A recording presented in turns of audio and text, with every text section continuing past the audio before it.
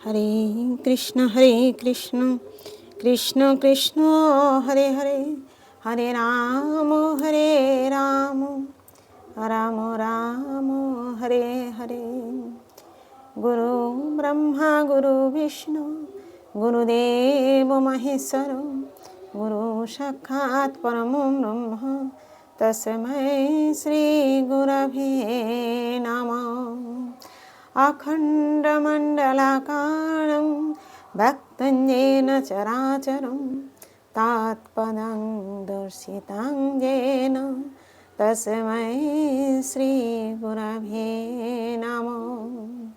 अज्ञानं तिमिरन्धस्य ज्ञानाञ्जनं शलाकया चक्षुरुन्मीलितं येन तस्मै श्री गुरवे नमो। नमो ब्रह्मण्यदेवाय गो ब्रह्मणहिताय च जगद्धिताय श्रीकृष्णाय गोविन्दाय नमो नमो। नमो कृष्णाय वासुदेवाय हरये परमात्मने अशेषक्लेशनाशाय गोविन्दाय नमो नमो। जय गुरुदेव, जय राधे जय राधे जय राधे। पाठ करছি শ্রীমদ্ ভাগবত গীতা একাদশ অধ্যায় বিশ্বরূপ দর্শন যোগ, শ্লোক নাম্বার 52।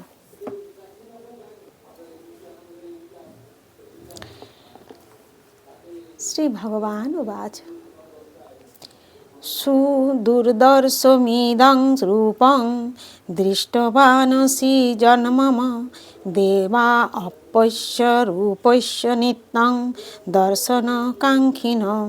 श्री भगवान उवाच, परमेश्वर भगवान बोलें सुदूरदर्शम অতি দুর্লভ দর্শন, ইদম এই রূপম রূপ, দৃষ্টবান ওসি যা তুমি দেখলে, যৎ মানে যে, মম মানে আমার, দেবা দেবতারা, অপি ও অশ্ব এই রূপস্য রূপের, নিত্যম সর্বদা, দর্শনাকাঙ্ক্ষিন দর্শনাকাঙ্ক্ষী।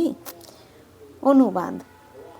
পরমেশ্বর ভগবান বললেন, তুমি আমার যে রূপ এখন দেখছো তা অত্যন্ত দুর্লভ দর্শন, দেবতারাও সর্বদা এই রূপের দর্শনাকাঙ্ক্ষী। তাৎপর্য। ভগবান শ্রীকৃষ্ণ তার বিশ্বরূপ প্রকাশ করার পর এই অধ্যায়ের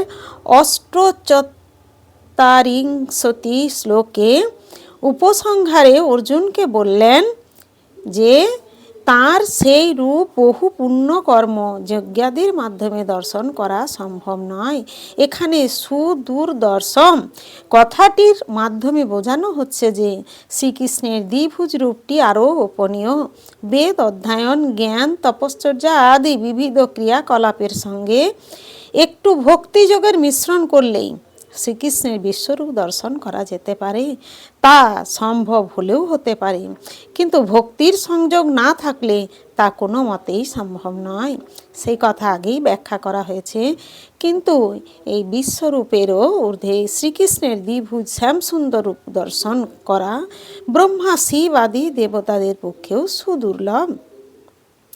তারাও তাকে দর্শন করতে চান এবং শ্রীমদ্ ভাগবতে বর্ণনা করা হয়েছে যে তিনি যখন তার মাতা দেবকীর গর্ভে অবস্থান করছিলেন তখন তার বিস্ময়কর লীলা দর্শন করবার জন্য স্বর্গের সমস্ত দেবদেবীরা এসে উপস্থিত হয়েছিলেন এবং তারা ভগবানের উদ্দেশ্যে মনোরম স্তবস্তুতি নিবেদন করেছিলেন।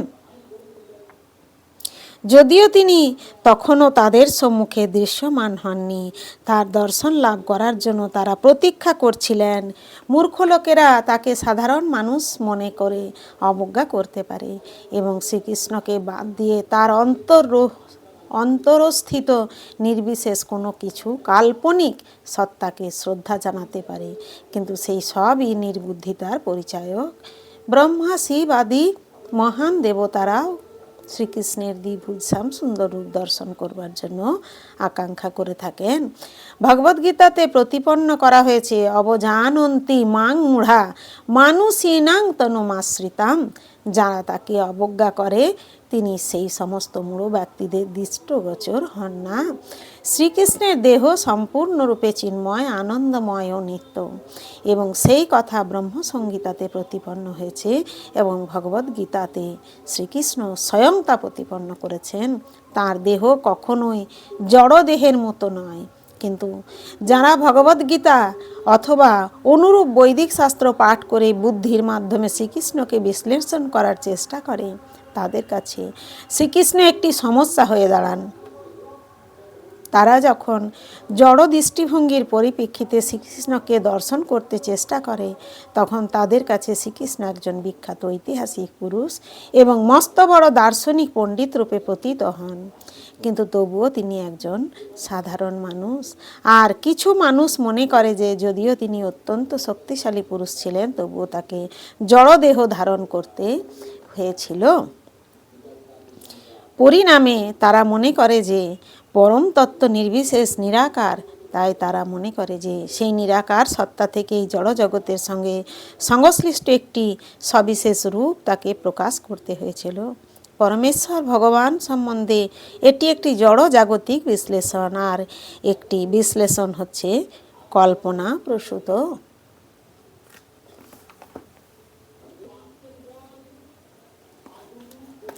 যারা জ্ঞানের অন্বেষণ করছে তারাও শ্রীকৃষ্ণ সম্বন্ধে নানা রকম কল্পনা করে এবং তারা শ্রীকৃষ্ণকে তার বিশ্বরূপের থেকেও কম গুরুত্বপূর্ণ বলে মনে করে।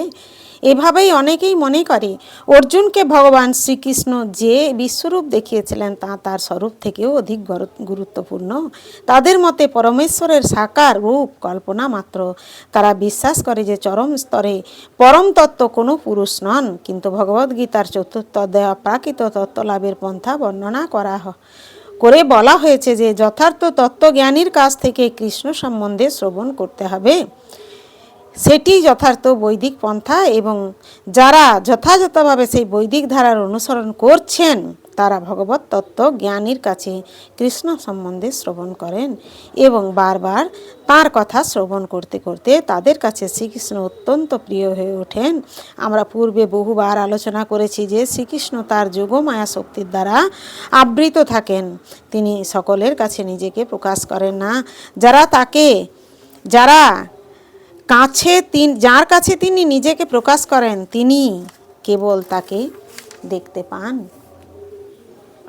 বৈদিক শাস্ত্রে এই কথা প্রতিপন্ন করা হয়েছে যে যিনি নিজেকে সর্বতভাবে ভগবানের চরণে সমর্পণ করেছেন তিনি প্রকৃতপক্ষে পরম তত্ত্বকে উপলব্ধি করতে পারেন। নিরন্তর কৃষ্ণ ভাবনায় মগ্ন থেকে এবং ভক্তিযোগে কৃষ্ণ সেবা করার ফলে সাধকের দিব্যচক্ষু উন্মিলিত হয় এবং তিনি তখন শ্রীকৃষ্ণকে দর্শন করতে পারেন। এই ধরনের দিব্য দর্শন এমনকি স্বর্গের দেবদেবীদের পক্ষেও সম্ভব হয় না। তাই কৃষ্ণ তত্ত্ব উপলব্ধি করা এমনকি দেবদেবীদের পক্ষেও দুষ্কর, এবং উন্নত স্তরের দেবতারাও শ্রীকৃষ্ণের দ্বিভুজ রূপ দর্শন করবার জন্য সর্বদাই উদ্গ্রীব হয়ে থাকেন। সিদ্ধান্ত হচ্ছে এই যে শ্রীকৃষ্ণের বিশ্বরূপ দর্শন করা খুবই দুষ্কর এবং সকলের পক্ষে সম্ভব নয়, কিন্তু তার শ্যামসুন্দর রূপ দর্শন করা তার থেকেও অনেক অনেক বেশি কঠিন। হরে কৃষ্ণ কৃষ্ণ কৃষ্ণ হরে হরে, হরে রাম রাম রাম হরে হরে। জয় গুরুদেব, জয় রাধে জয় রাধে জয় রাধে।